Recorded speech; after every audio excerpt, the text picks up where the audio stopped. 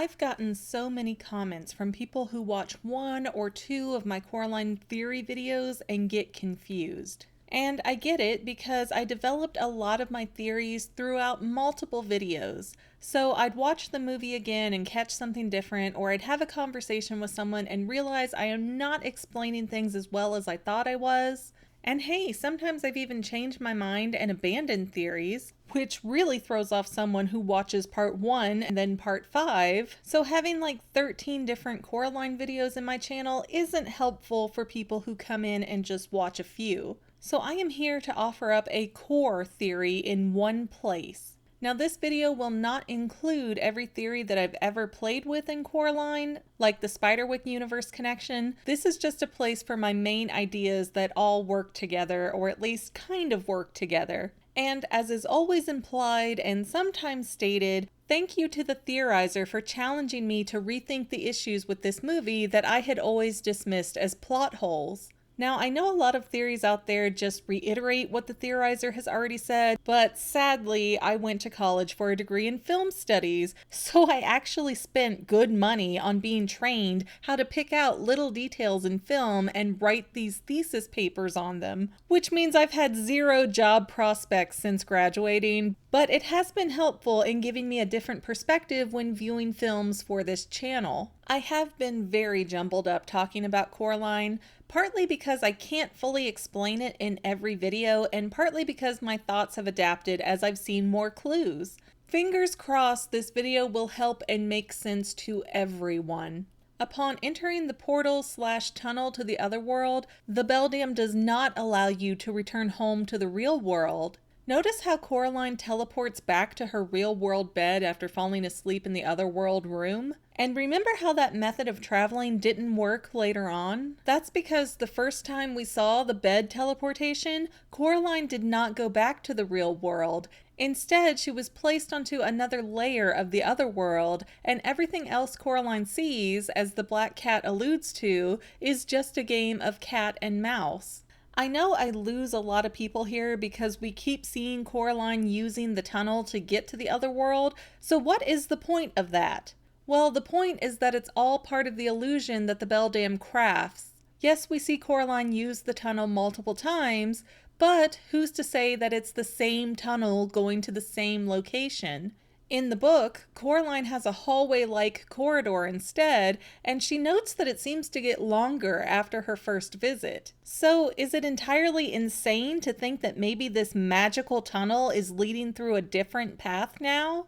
I think these visual aids were useful in part 7 of my theory, so think of the Otherworld like the moving staircases in Harry Potter. You might come down the stairs at one location, but then be sent somewhere else if you try to use the same staircase later. And the kids on the staircase certainly aren't in control of how or when it moves. So I think that the portal to the Otherworld does a similar thing, and once Coraline enters it, the tunnel is moved and Coraline is forever going to the Pink Palace Limbo instead. Or if you prefer to think of the Otherworld like a house, Coraline comes in from the outside, i.e. the real world, and enters the first floor of the Otherworld, which is the beldam's lair. The second floor is the Limbo Pink Palace, and no, the floors of this metaphorical house are not a roof and 4 walls, but more like 2 TARDISes stacked on top of each other. But here's the issue. A house generally doesn't have exits on the second floor, so once Coraline makes her escape from the beldam's lair and throws away the key, she's actually trapped herself on the second floor of the Otherworld. So now, even if Coraline should figure out that she's in the Limbo Pink Palace, she has no way to unlock the door to return to the beldam's lair, which is where the exit to the actual real world is. So whichever of my bad graphics you prefer, I believe that the beldam keeps a lair in which every character present is in her direct control, and then she keeps a secondary location to store trapped humans, which is the Pink Palace Limbo. The biggest criticism I've heard is that this is way too convoluted. And yes, it does seem unnecessarily complicated until you consider what the beldam is actually living off of. Now we know that the beldam does not live off of normal food, even though she has access to it and cooks it for Coraline. We know that the beldam is not eating flesh because otherwise she'd just kill Coraline and anyone else as soon as they entered the other world. To figure out what the beldam eats, I had to really think about the clues that are given to me. In the book, Huck Finn Jr. and the other ghost children make comments about how the beldam ate up their lives and how doing so did not hurt them. They also say that once they saw the beldam, they never saw their real mothers again, which also supports my Limbo Pink Palace theory. The beldam herself just keeps insisting that she only wants to love Coraline, and despite the fact that the beldam had many chances to do so, she never actually tried to do any physical harm to Coraline. That's because the beldam feeds on magic, like the kind a fairy would produce. But how do you get fairies in the other world if it's a self-contained pocket universe? Here's something interesting. In the Coraline graphic novel, it's very easy to pick out that Mrs. Lovat's sister is not among the ghost children, and a fairy is in her place instead. And the fairy says that she has been trapped there for time beyond reckoning. So, a lot longer than recorded human history, I would guess, which makes me firmly believe that the beldam is a supernatural creature and not a former human. If you've already seen my What is the Beldam videos, I have 2 of them, then you kind of know where I'm at on this. I never found a formal answer, but I lean towards the beldam being fairy or half fairy or something of that nature. Also, take note at the fairy ring around the well. According to folklore, that can be a portal to a fairy world underneath the fairy ring. If we look at other pop culture references, like the Spiderwick Chronicles, a fairy ring can be used to keep evil creatures in or out. So there is either a land of the fairies at the bottom of the well, or the fairy ring is meant to keep the beldam sealed in the other world so that she cannot abduct another person or fairy. But back to eating magic. If you can't obtain any more fairies, how do you survive? Well, I theorize that magic can be found in people who believe in themselves and in pure forms of love, like a child's love for their parent. So if you can love the beldam the way a child loves its mother, then you are providing a source of magic for the beldam to consume. Alternatively, if you're too old or unwilling to form that sort of attachment to the beldam, believing in yourself and having a large ego is also a form of magic. And either of these things, if carefully cultivated, could give the beldam a food source for decades at a time. So, similar to how a farmer would keep a cow to milk it every day, the beldam keeps the Pink Palace limbo zone as a type of refrigerator for her magical consumption needs. I mean, isn't it odd that in such a small town, all of the residents of the Pink Palace apartments are retired performers who have a lot of self-importance? That is not an accident. Those are the hand-picked residents of the Pink Palace limbo in the other world. That's why the beldam had elaborate theater and circus shows in the other world, because she had already crafted these wonders for Miss Spink, Miss Forcible, and Mr. Bobinski. That's how the beldam lured them into the other world. And yes, I've heard your complaints. We do see the residents in the beginning of the film, which is surely in the real world. But notice how not one person interacts with any of them? No one seems to notice that they're there. As if they're in a parallel universe. And come on, you think a 300-pound old man like Mr. Bobinski is doing squats on the roof and no one is noticing it? No way! Something supernatural is happening here, and I would guess that it's something similar to what we see at the end of the Silent Hill movie, where Rose and Cheryl go home, but they're stuck in a parallel universe that looks exactly like the real world, and they can't see or interact with anyone else, and vice versa. Now, that all sounds like it contradicts my visual aids, but it actually doesn't have to. It would actually take far less energy for the beldam to trap residents in a parallel universe that cuts them off from the real world. So everything would look the same, but the residents of the Pink Palace limbo world are in a parallel universe that doesn't interact with the real world. That's why Coraline doesn't meet any of her neighbors until after she's gone through the portal, because Coraline herself gets stuck in the limbo, so now she can see the other residents. Also, let me wedge in a statement here. It seems clear that the beldam does have certain limitations on her powers. I believe that she can only create carbon copies of people who have already been to the other world before. If that wasn't the case, then why didn't the beldam recreate Coraline's friends from Michigan in the other world? Why only make Wybie as a playmate when he's a kid that Coraline can't stand? Making carbon copies of Coraline's real friends from back home would have been a strong push to get Coraline to willingly stay in the other world, and the beldam definitely knew about those kids because she creates a talking picture of them in Coraline's other room. So the only reason to not include actual copies of those friends for Coraline to physically interact with is because the beldam can't do it. Those boys have never been to the other world, so she can't recreate them. With that being the case, then I believe that Miss Spink and Miss Forcible moved into the Pink Palace in 1921, Mr. Bobinski in 1936, and Mrs. Lovat's family in 1960, and that's what the candy jar dates represent. Miss Spink and Miss Forcible moved in after aging out of the traveling burlesque circuit, and Mr. Bobinski moved in as the circus was dying out in America and he was desperately trying to get a new, exciting sideshow attraction together. Mr. Bobinski is from an old circus family, according to the book, so he has a lot of pride and family honor to uphold, which is why he won't give up on the mouse circus idea. And the issues of those three characters would fit the residents' respective timelines of 1921 and 1936. As burlesque shows were popular from the 1860s to the 1940s, and the circus dried up around 1950 due to competition from movies and television. The Otherworld was able to show these has-beens their glory days again, and they ended up trapped in the Limbo Pink Palace because of their egos. I think that part of them are aware that they are still in the Otherworld, but part of them does not want to question it and risk destroying the fantasy versions of themselves that they cherish so much. Based on Coraline's own interests of being sort of an explorer and an adventurer, it's definitely safe to assume that the theatrical wonders that the beldam shows off are remnants and not something custom tailored to Coraline's tastes. Then, as I explained in my Coraline timeline, the Pioneer Girl likely entered the Otherworld around 1850 and Huck Finn Jr. around 1880, based on clues in their attire, speech, and American literature references. Not to mention, the Ghost Boy talks about having a governess in his real life, and governess were only used through the World War I era and not really after.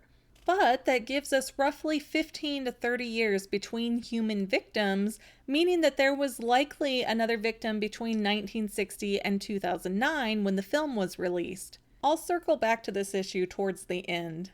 As far as Miss Spink, Miss Forcible, and Mr. Bobinski, though, I believe that Coraline only interacts with them while in the Limbo Pink Palace zone. This part of my theory makes a lot of sense if you think about how they hide the Seeing Stone. Why not throw it in a drawer? Why hide it in the bottom of a candy jar? Because Miss Spink knew that it was a very important item, and she was afraid that the beldam or one of her rats might steal it. Yes, Miss Spink may have a hazy mind these days, maybe because of a hazy location that she's trapped in. But even though she didn't know exactly what the Seeing Stone was, Miss Spink remembered that it was important.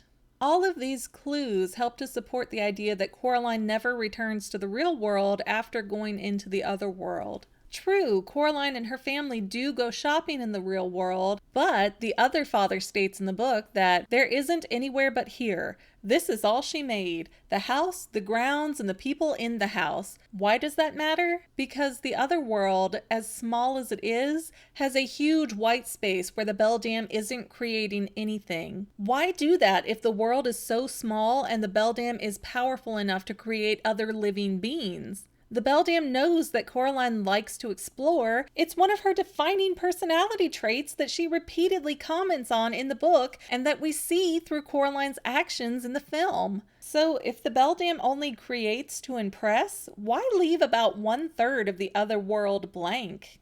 It's because the white space is there on purpose. It's a way to make Coraline believe that the beldam's powers are very limited, and a way to make Coraline think that she knows the difference between the real world and the other world. Think about it. If you saw a place that was very off in every way, you really wouldn't notice small errors or issues in a world made to look like your home, would you?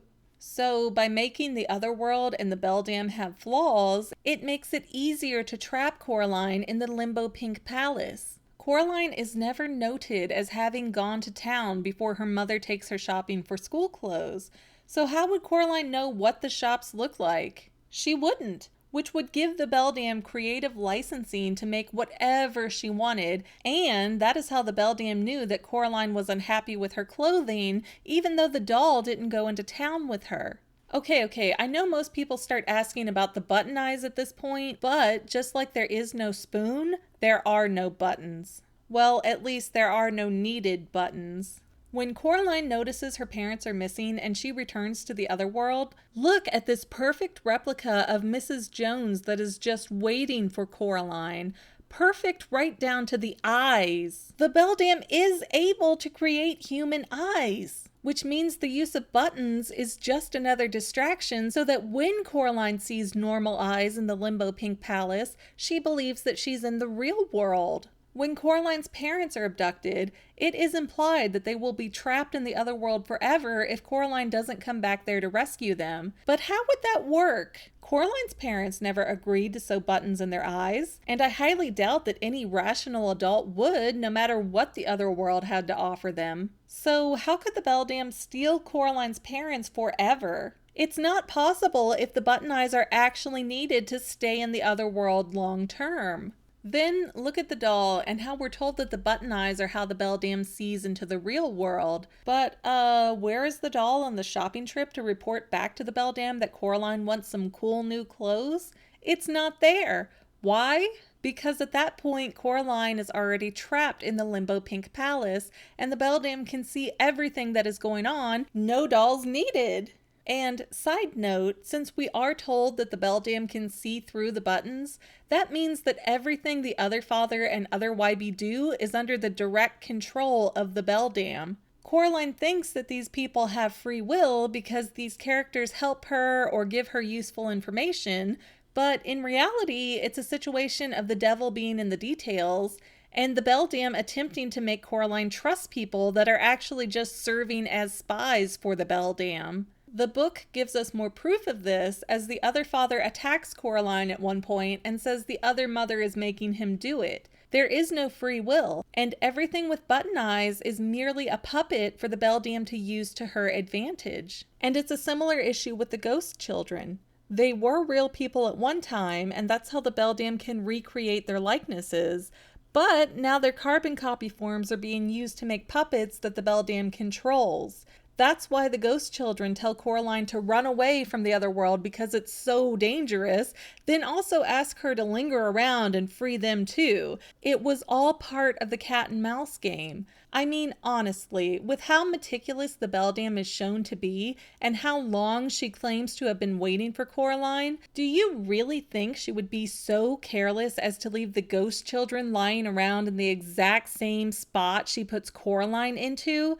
No way! Coraline was resisting the beldam, so the beldam put Coraline behind the mirror so that she could conveniently meet sympathetic kids who needed her help. Coraline played right into the beldam's trap. The entire event of the Otherworld falling apart was just another ploy to make Coraline believe that the beldam had limitations on her powers. Consider the fact that the Otherworld begins to fall apart as soon as Coraline takes the object associated to the ghost children. Now, we see later that the souls are not freed until the items are broken during Coraline's dream. So why is the Otherworld collapsing when the souls are still right there and able to power the Otherworld? Plus, the movie implies that Coraline ran out of time right outside Bobinsky's house, but then for some reason the timer on the moon stopped, the cat brought her the circus ball, and then the timer started again and the world began to collapse around them. But that can't be right because Coraline hadn't even found her parents at this point. It doesn't make any sense. unless you realize that Coraline thinks she's saving the ghost kids, but really she's just being manipulated by the beldam to have such a frightening adventure that Coraline will be too afraid to ever try to enter the other world again. Also take note, who tells Coraline to get rid of the key, saying otherwise she'll always be in danger? Those ghost children, who are being puppeteered by the beldam so that Coraline loses the only key that can free her from the Limbo Pink Palace. Because once Coraline throws away the key, it goes down to the beldam's lair, the beldam has the key, and Coraline has effectively locked herself permanently in the limbo area. So the ghost children show up right as things are amping up to be their most dangerous, and saving the ghost kids ensures that Coraline had a terrifying experience that would make her never open the door to the other world again. That same adventure also made Coraline believe that the other world had lost all of its power and that the beldam was now gone. Yet the beldam suddenly stops banging on the door for no real reason. Why? It's not because the beldam has lost, it's because she's won, and Coraline has permanently locked herself into the Limbo Pink Palace area.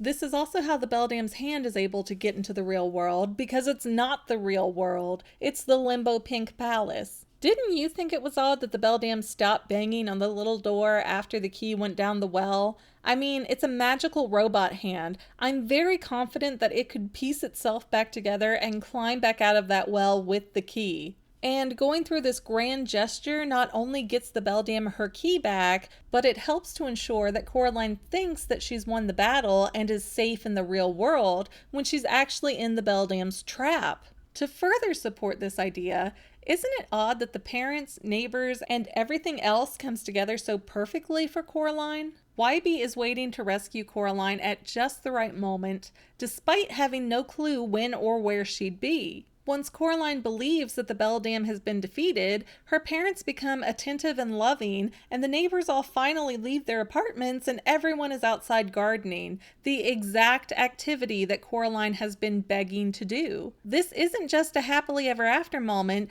this is a version of the other world that Coraline would never want to leave. Isn't Mrs. Jones doing everything that the beldam promised to do if Coraline stayed with her? Because the beldam is posing as Mrs. Jones, human eyes and all, so that she can trick Coraline into legitimately loving her so that the beldam can feed off of that magical source. I know, you're wondering why the ghost children aren't in the Pink Palace limbo too, right? Well, I'm not finalized on my thoughts of what happened to them, but I think I've got it narrowed down. I believe that your life can be extended in the other world, but that does not mean that you are immortal. So the aging process is slowed down in the other world, but there's still going to be a point in time if you're a kid that you're going to grow up and really not rely on your parents as much as you did, which means you're no longer a viable food source for the beldam. So what happens to the ghost kids? I mean, the beldam couldn't risk letting those kids go home, otherwise there may be retaliation, like adults marching into the other world with pitchforks and torches, or they may bulldoze the Pink Palace to the ground, which would prevent the beldam from luring in new victims as easily. Now, how or when the beldam killed the ghost children as they aged, I'm not really sure, but I do still believe that the ghost children we see in the movie are carbon copy puppets that the beldam controls, and not the actual spiritual remains of those kids. By this stage, someone has usually asked, what about the black cat? Isn't he there to be Coraline's protector? Well, says who?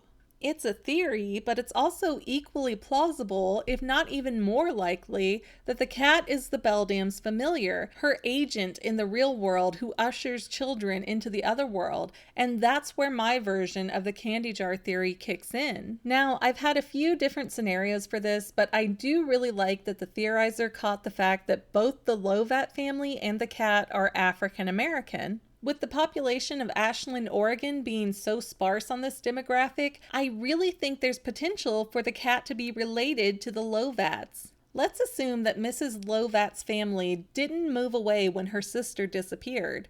As many parents would not believe any talk about magical worlds, the family probably stayed put and hoped that their missing daughter would find them. Mrs. Lovat's father held onto this hope so strongly that he eventually purchased the Pink Palace apartments so that they would always have the home available if their missing child came back. That would explain why Mrs. Lovat never sold the building, even though she was supposed to be deathly afraid of it. So if Mrs. Lovat stayed nearby, and she was about 10 in 1960 when her sister vanished, then it would be in the 1970s that Mrs. Lovat got married and had kids. And that is likely when Miss Lovat moved out and into her current house down the road. And yes, we do know that Mrs. Lovat lives somewhere close to the Pink Palace because she can call for Wybie, he can hear her, but we see at the end of the movie that Mrs. Lovat is not very mobile anymore and can't get around very easily, so she has to be close. As time passed, Mrs. Lovat's father died and left her the Pink Palace in his will. Mrs. Lovat would never allow her son to go there as a child, and she never allowed families with children to move in. But then something happened. Somewhere in the 1990s, Mrs. Lovat began feeling old herself and needed her 20-something-year-old son to act as the landlord to the Pink Palace apartments. Since he was an adult with a family of his own now, Mrs. Lovat assumed that he was safe from the beldam. Then one day, Mrs. Lovat's son found his way into the Otherworld, where, through a series of odd and theorizable events, he was turned into the Black Cat. I suspect due to Mrs. Lovat making a deal with the beldam. Now, remember that the beldam doesn't need button eyes on her creations. She's perfectly able to make normal eyes if she so desires to. So, looking like a normal, raggedy old cat, Mrs. Lovat's son, Wybie's father, is now forced to be the beldam's familiar and serve as her foothold in the real world. Yes, we are told repeatedly that the beldam is trying to keep the cat out of the other world, but isn't it odd that we never see those attempts with our own eyes? And that the characters who say that are the cat and the other father, both of whom are under the beldam's control. This is another case of misdirection so that Coraline thinks a cat who has normal eyes, kills rat spies, attacks the beldam, and helps Coraline in general is on her side. Controlling someone with real eyes is a very useful tool in tricking Coraline into a false sense of security and trust. Not to mention another way to make Coraline think that she knows which places are real and which are fake. I know, the cat helped Coraline save Mrs. Lovat's twin sister, but if the ghost children aren't real, then this is just another part of the ruse. It's also the most crucial part because it makes Coraline trust in the cat even more, and it's the last piece that dissolves the other world and makes Coraline believe that she's destroyed the place. It's the same basic idea when the cat catches that mouse and crunches him, kills him, and it turns into the rat. He's doing it right in front of Coraline to show Coraline, hey, you can trust me. And it's really that false sense of security that dooms her. If the cat and the beldam were enemies, then why didn't the beldam just kill the cat after Coraline threw him at her? We're supposed to believe that the beldam kills children, but won't kill a cat she supposedly hates? Yes, the cat scratches her eyes off, but I've already established that she doesn't need them and can morph on new eyes at any given minute. Scratching off the eyes sets the stage for a narrow escape to make Coraline all the more afraid of the other world so that she never tries to go through the door again and remains trapped in the limbo Pink Palace. And yes, I believe that Mrs. Lovat is involved for the simple fact that the key to the other world was inside of the apartment. Mrs. Lovat could have melted that key or thrown it into a river, even left it in a safety deposit box at the bank, or buried it hundreds of miles away. Give the key to a distant relative for safekeeping, mail it to a stranger, something to get it out of the Ashland area. Instead, Mrs. Lovat was offering Coraline up as a sacrificial lamb, and that is why Coraline's family was allowed to move in, even though families with children have never been allowed to do that before. Mrs. Lovat was helping her son, and probably afraid that Wybie's curious nature would turn him into a target for the beldam, and she did what she had to keep her own family safe. So, that is my core Coraline theory crammed into a 22-page nutshell. It doesn't have every detail I found, but this should be a good place to dive in if you're new and don't want to commit to several hours of watching all of the Coraline theories on my channel. And I know there are some of you out there who will say, well, this was all a dream or this was all a fantasy of Coraline. And in some cases, you might be correct, except for the fact that Coraline has the poison oak on her hand, which is healed in the Otherworld. So we see a real world problem that is only treated in the Otherworld and it goes away. So that means the Otherworld is really there. If you've made it this far, drop me a comment and let me know. If you have a chance to watch Coraline again, watch it with my theories in mind and tell me how well you think this theory works out. Thanks for watching, and I hope you enjoyed enough to like, subscribe, and share this video. I've also got a lot of other videos on my channel that you are fully encouraged to go check out. Plus, you can find me on Facebook at Say Halo Goodbye, which is my gamer tag, or Twitter at _Fanily.